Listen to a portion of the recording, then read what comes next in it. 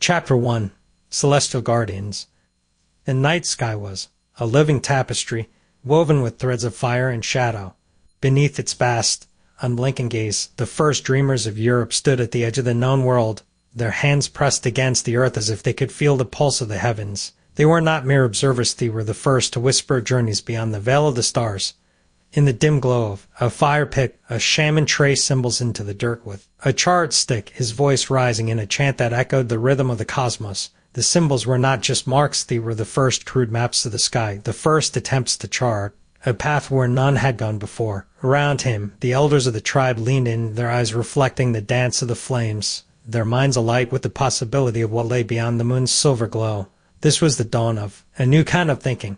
The people of ancient Europe were not content to merely worship the heavens, they sought to understand them. They watched the moon's slow, deliberate dance across the sky, noting its phases with reverence, its cycles with precision. They saw in its waxing and waning the promise of a journey, a passage from the earthly to the divine.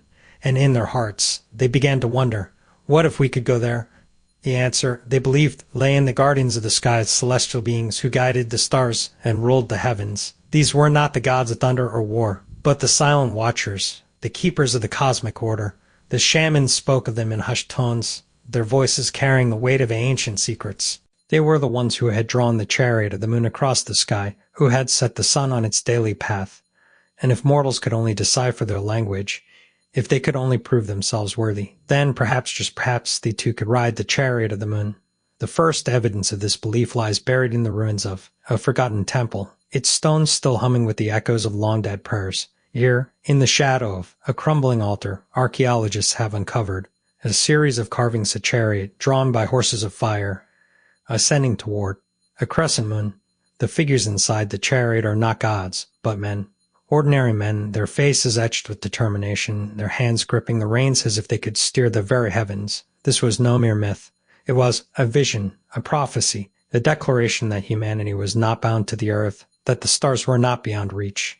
The shamans of ancient Europe were the first to dare such a thought, the first to believe that the moon was not just a distant light, but a destination.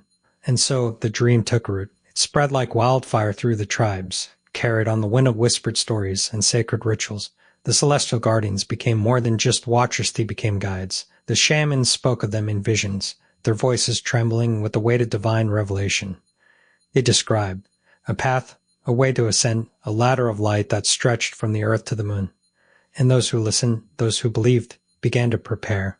They built their own chariots, not of wood or stone, but of imagination. They crafted them from the stuff of dreams, from the fire of their convictions, from the unshakable belief that they were meant to rise.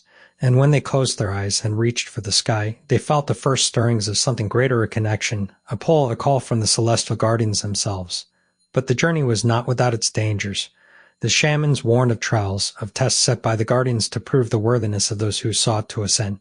The path was narrow, the way treacherous. Only the purest of heart, the most steadfast of will, could hope to survive the ascent. And yet the dreamers pressed on, their faith unshaken, their resolve unbroken. For they knew, deep in their bones, that the moon was not just a destination, it was a promise of transcendence, of enlightenment, of a future where humanity would no longer be bound by the earth. And so they dreamed, and they believed, and they prepared.